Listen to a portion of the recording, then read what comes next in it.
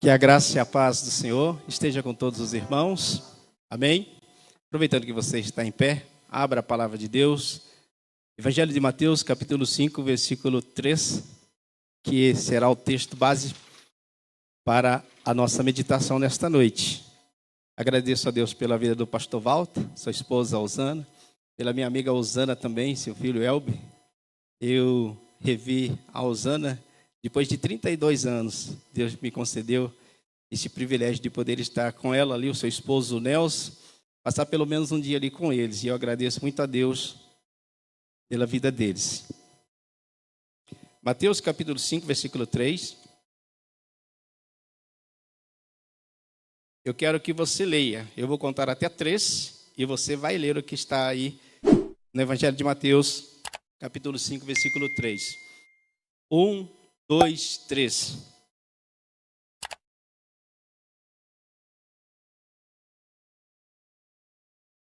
Mais uma vez.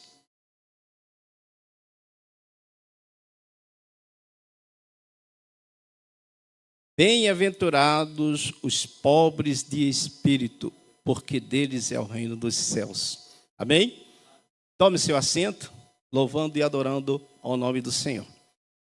Queridos, nós estivemos aqui pela manhã falando sobre o nosso maior recurso, a graça. Falamos aqui que a nossa fé, ela é o ponto de partida e a graça é o que nos conduz.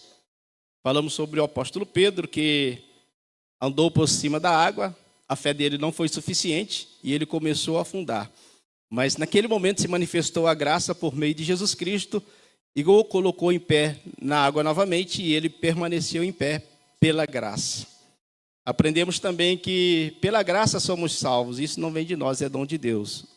Então, a nossa fé, por menor que ela pareça ser, ela não é o nosso maior recurso. A graça está e sempre estará acima da nossa fé.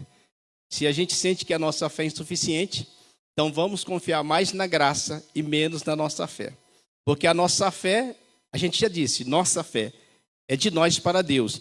E tudo que é de nós é frágil, fraco e oscilante. Mas o que vem de Deus para nós é perfeito. E o que vem de Deus para nós é a sua graça. E a graça em nós e sobre nós é o nosso maior recurso, é a nossa maior conquista, é a nossa maior vitória e ela é permanente. Nunca nós estaremos sem a graça. Sempre a graça do Senhor estará sobre nós. Então nós aprendemos que o nosso maior recurso é a graça. Hoje nós vamos falar que a graça é a nossa maior necessidade, é a nossa maior carência. Quando a gente volta no Antigo Testamento e a gente olha para a lei acerca dos escravos, os escravos naquela época, eles deveriam servir aos seus senhores por 6 anos. E no 7º ano, todos os escravos deveriam receber a carta de alforria. Porém, tinha aqueles escravos que quando ele fosse receber a sua carta de alforria, ele poderia optar por não receber. Quando esse escravo, ele optava por não receber a sua carta de alforria, eles pegavam aquele escravo, levavam ele perante os juízes e furavam a sua orelha e colocavam ali uma argola em sinal de que aquele escravo, ele pertenceria ao seu dono para o resto das suas vidas.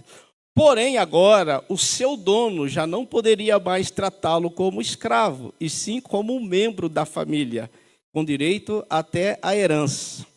O apóstolo Paulo, aos Gálatas, capítulo 2, versículo 20, ele diz: já estou crucificado com Cristo, e vivo, não mais eu, mas Cristo vive em mim. E a vida que agora eu vivo na carne, vivo na fé do Filho de Deus, o qual me amou e se entregou a si mesmo por mim.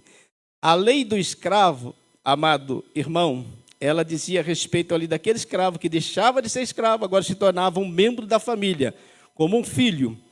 E ele passava a ter ali uma marca de propriedade exclusiva. A graça de Deus em mim e em você é uma marca de que nós pertencemos ao nosso Deus Todo-Poderoso. O inimigo não teme a nossa beleza, não teme a nossa estatura, não teme a nossa eloquência, o nosso conhecimento, a nossa sabedoria. O inimigo, ele teme em mim e em você a marca da graça de Deus, do Senhor Jesus sobre nós. É isso que ele respeita. Toda vez que ele se aproxima de mim e de você, ele vê em nós a graça.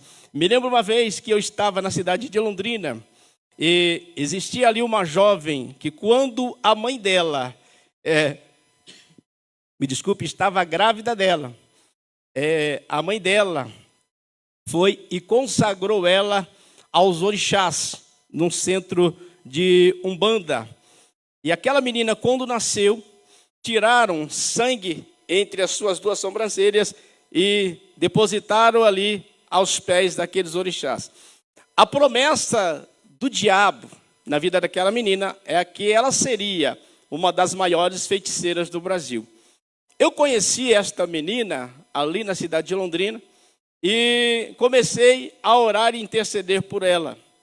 E um certo dia aquela menina veio para a igreja e nós oramos ali, repreendemos ali vários demônios que estavam na vida daquela jovem, uma jovem muito nova, acredito que ela tinha naquela época de 16 a 17 anos. E aquela jovem, ela ficou liberta por aquele momento, foi embora e voltou. Quando aquela jovem foi embora, à noite eu estava andando pela rua e fiz uma oração.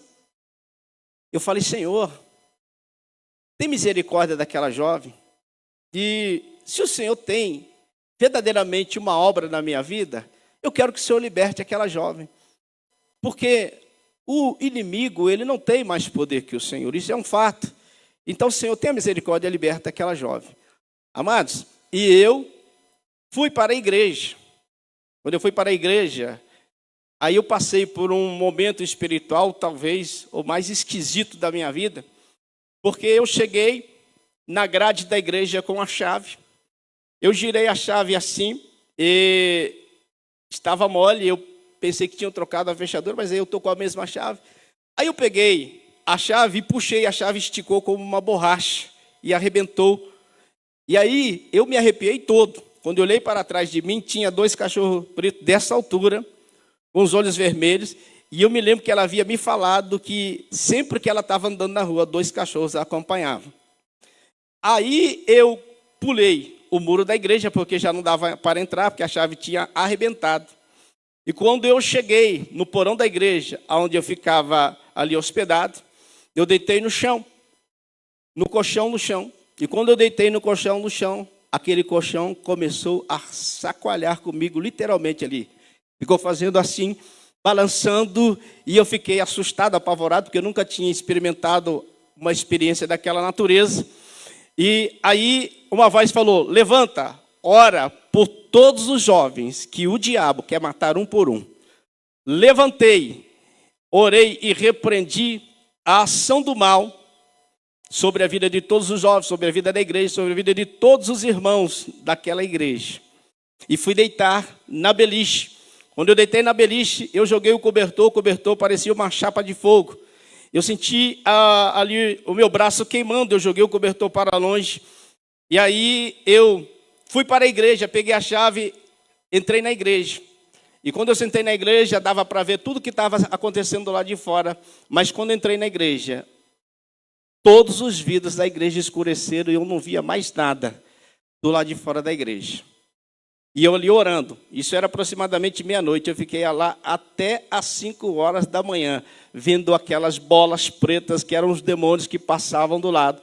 Todos estavam ali furiosos, porque eu havia intercedido para que o Senhor tivesse misericórdia daquela jovem, para que o Senhor a libertasse.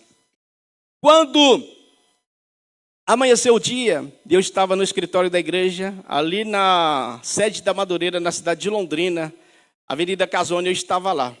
Quando eu estava sentado, eu senti uma presença ruim que estava se aproximando. Quando se aproximou, a jovem, ela chegou, olhou para mim, era morena assim como eu, cabelos encaracolados. Ela chegou assim para mim e diz assim, ho, ho, ho, ho, ho. Uma jovem que falava fino, mas quando manifestada pelo demônio ali com uma voz grossa. E aí eu já tinha passado a noite toda em batalha espiritual. Aí eu disse, fica aí, em nome de Jesus. E aquela menina estava com a mão no patente da porta. Do jeito que eu falei, fica, ela ficou. E aí foi chamar alguns para me ajudar em oração, que já era de manhã.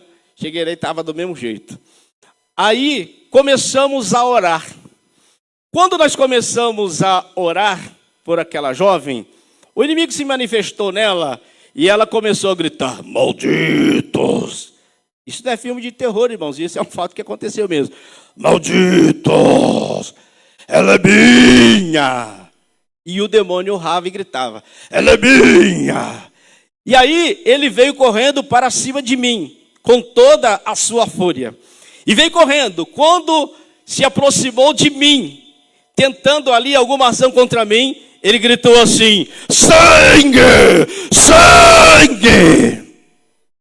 Amados, eu quero dizer para você que o diabo não destruiu a mim e a você por causa da marca da graça que tem em nós. Por causa da marca do sangue do Senhor Jesus que está em nós. Por isto o apóstolo Paulo diz, desde agora ninguém me inquiete, porque eu trago no meu corpo as marcas do Senhor Jesus. Se você tem a marca do Senhor Jesus na tua vida, comigo nesta noite, levante a sua mão e o adore, porque você tem a marca do Senhor, do Cordeiro de Deus.